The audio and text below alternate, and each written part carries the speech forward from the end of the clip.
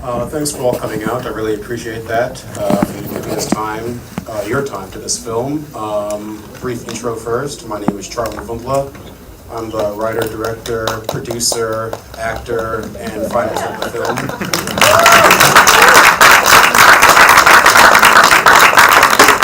Thank you. And before I open it up to the floor, there is one thing that people pretty much always ask me every time. My background, as you might assume, isn't all South African. I was born in New York to a South African father who was in political exile at the time. And I moved to Johannesburg, South Africa, where I am currently based, when I was 11. So that's that, and now let's open up the floor. Any questions? Don't be afraid. Yes, sir. Actually, I was wondering, what kind of brought you to this concept? Is it something that maybe someone that you know would do, something that you would do? Well, it's a funny thing how, the genesis of a film idea, basically. It was original, when I first had the idea, the working title was The Stoner and the Visitor. And then it just kind of was coming along, and then what basically kind of got me to the finish line in terms of development was I was up for an acting role. And I'm not an actor by trade. It just came up because there was a role in a soap opera with a guy with an American background, and I auditioned for it and I got it. But my parents are both quite big in the industry back in South Africa, and basically I didn't get that role for political reasons. And I was essentially furious, like old Smunga in that film, basically. And I kind of, unlike him, I was able to channel my fury better, and I think directly into the script. And I really kind of understood that state of mind I think that he was in wholeheartedly at that point, and was then able to really invest and do it, pretty much. Yes? Anything else? Any more questions? Yes, sir. I'm not sure. Can you help me understand the takeaway? I know the movie ended at a certain point, what the takeaway was, and also, I guess one of the characters, was there any purpose in having the main character being aside a white character who was this motivational speaker, etc., and what role that may have had in it? I guess the question is, what are some of the takeaways from the film, and was there a reason why the motivational speaker was white? I tend not to work in, basically, when I decided to make this film, I wanted to do it from a completely instinctual way, basically. I did not want to over-intellectualize it, basically. And so I didn't necessarily want to come to this film with, I want this to be a takeaway. I want you live your life and accept people and stuff like that. That was the farthest thing from my mind. It might be there, but it's subconscious. It was not a conscious effort on my part to teach anybody any life lessons. And with regards to the life coach being white, and if there was anything there, like I said, that was not intentionally so. No, because it was, like I said, it was all from the gut, basically. And I just wrote down John, and he just seemed to be a white person. And he was kind of based off of characters who are real people who I knew when I first moved to South Africa. I mean, I moved to South Africa, and my dad had been there a couple of years before us, setting things up. So we had a little bit of money going. And I sent me to a private school, and I showed up in South Africa, and I was the only black kid in a private school. So, I mean, there you go. Yes, sir. Brother, firstly, can I just say, what a wonderful piece of work you've crafted. Thank you. I think most of us know how difficult it is to make films. I'm a filmmaker, actor. And the many hats that you wore them tremendously. You assembled a phenomenal cast, and I'm very proud of the work that you've done.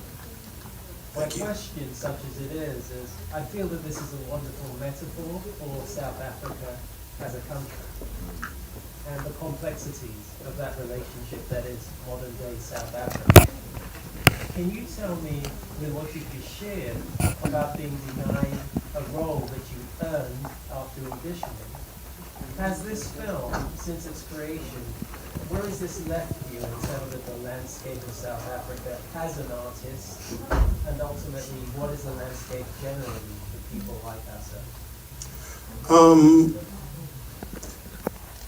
The question is, I suppose, what has this film done for me in terms of myself as an artist back in South Africa? And first off, thank you for your kind words. I really appreciate that.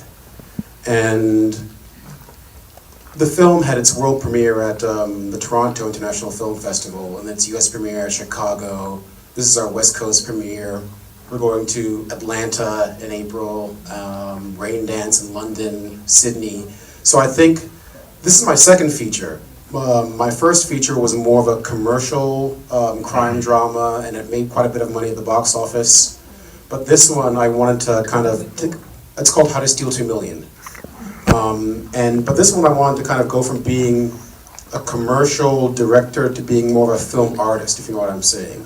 So I think basically getting into those A-list film festivals kind of like got people's attention, if you know what I'm saying. They kind of like realized that, oh, okay, he's not just so-and-so's son, we have to kind of take him seriously, unfortunately. It was so much easier to make fun of him, he's just so-and-so's son. Yeah, I think now people are hopefully taking me seriously as a film artist, and I just hope to kind of keep my nose to the grindstone and keep going. It's a funny thing in South Africa. We had the opportunity to have our world premiere at Durban, the Durban International Film Festival, and I chose not to. And the reason I chose not to is because, like I guess a lot of countries around the world that aren't America, we have in South Africa a huge inferiority complex when it comes to our own work. And we really kind of try and beat ourselves down, beat our artists to hell, pretty much, until it gets validation from the West, basically. It's like, oh, Americans like it, it's the best ever. Now all of a sudden, it's like, what changed? You know what I'm saying? So conscious of that, I chose to, I guess, take it internationally first, then come back, I guess, as an all-conquering hero, hopefully. And then everyone will think it's the greatest thing since sliced bread. But that was the intention for that. Yes, ma'am? I really enjoyed the movie because of the complexities of the relationship as he spoke about. And then the complexities of his drug and alcohol use, how they tended to ignore it and let it go. And then I guess he finally was recognized he was at the bottom and went and got help.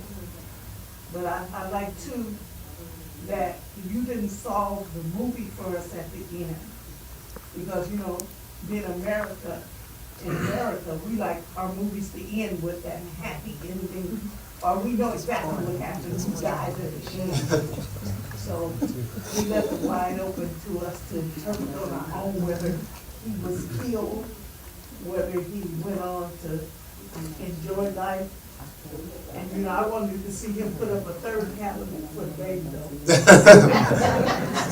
Thank you for your kind words. I guess the point was just that I kind of left it a little bit open-ended. I didn't want to kind of spoon-feed the audience or hand-hold them in any sort of way. I guess that kind of goes back to film school. I was kind of known as the open-ending guy. So I guess that's kind of continued for better or worse. Yes, sir? Are there any other projects Yes, nothing coming up immediately. I'll tell you why, because as I said, I wore quite a lot of hats on this film, and basically it took everything to make this. We were shooting in the house I was renting without telling the owner. She found out about 3/4 of the way through and came in and read me the riot act in front of the whole crew, basically. So it was very stressful. But we worked out that we looked at the lease closely. And basically, if you violate the lease, they have to give you a certain amount of days to rectify what you're doing, basically. And those certain amount of days was longer than our film shoot. So we're like, okay, we're good.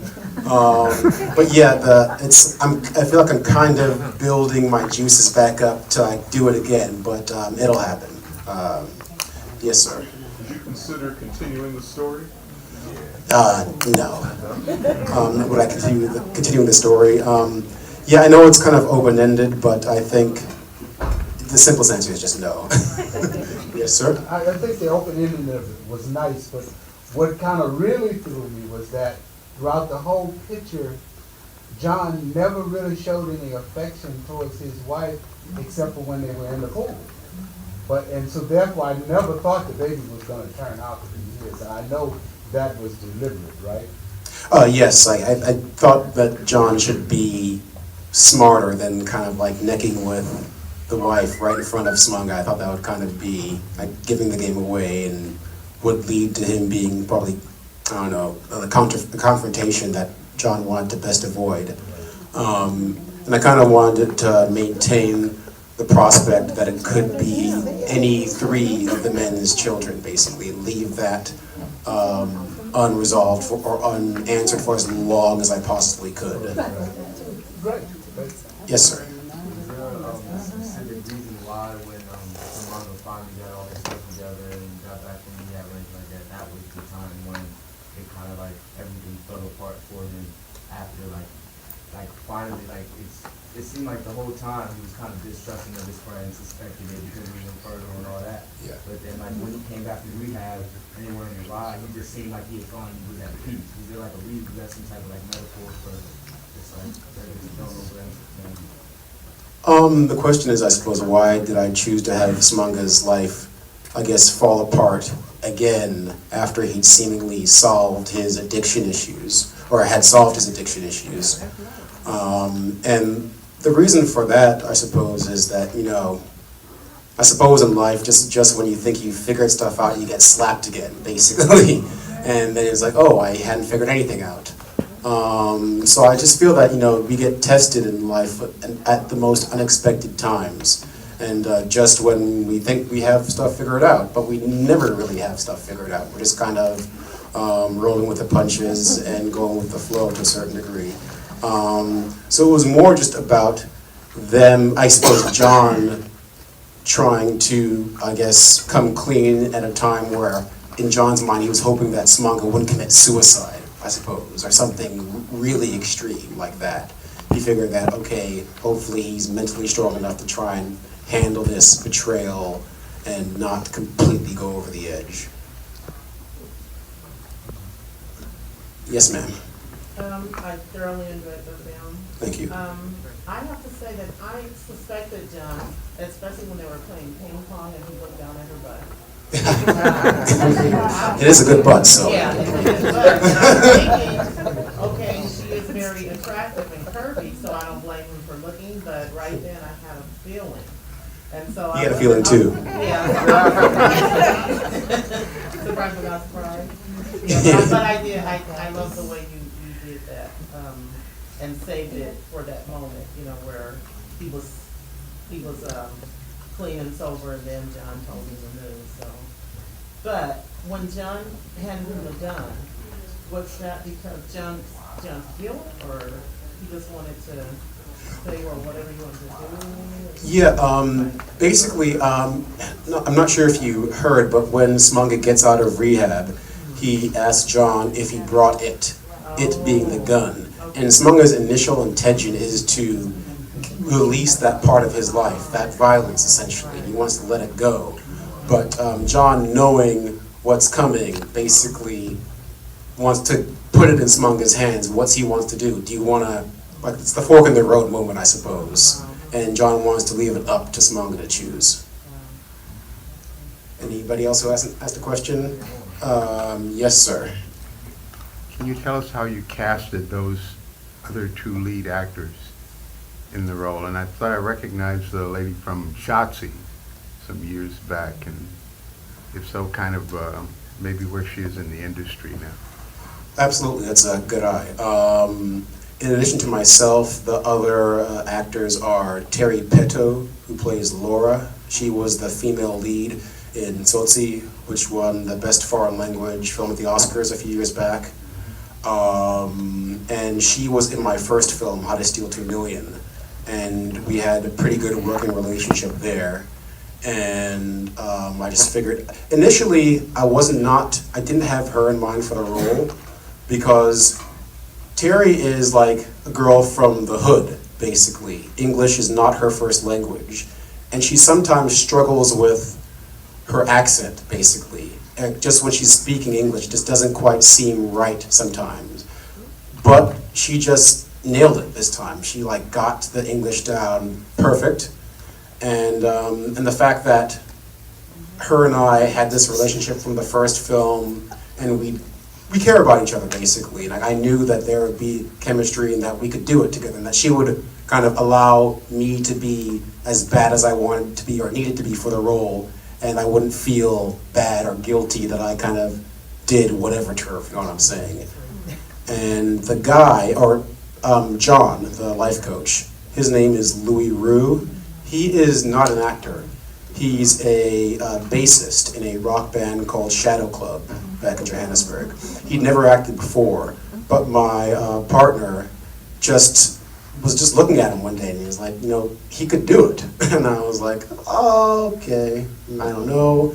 But then we brought him into audition, and he just nailed it. He actually, my gut was doing backflips when I saw him do that audition, and I just couldn't believe what I was seeing, and it was quite obvious that he was the one for it. And he is married to one of my oldest childhood friends in South Africa.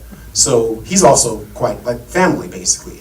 And Carlo Khadebe, who plays the other man, he was also my first film. So we were all kind of very close, almost like a family. There was this implicit trust, which I think the film wouldn't have worked any other way, basically. Like if I'd cast just Joe actor or Joe actress, as opposed to people who I really care about and who I consider family in some way. Great film. Any last questions or anything? Is that it? Well, thanks again for coming. I really appreciate it.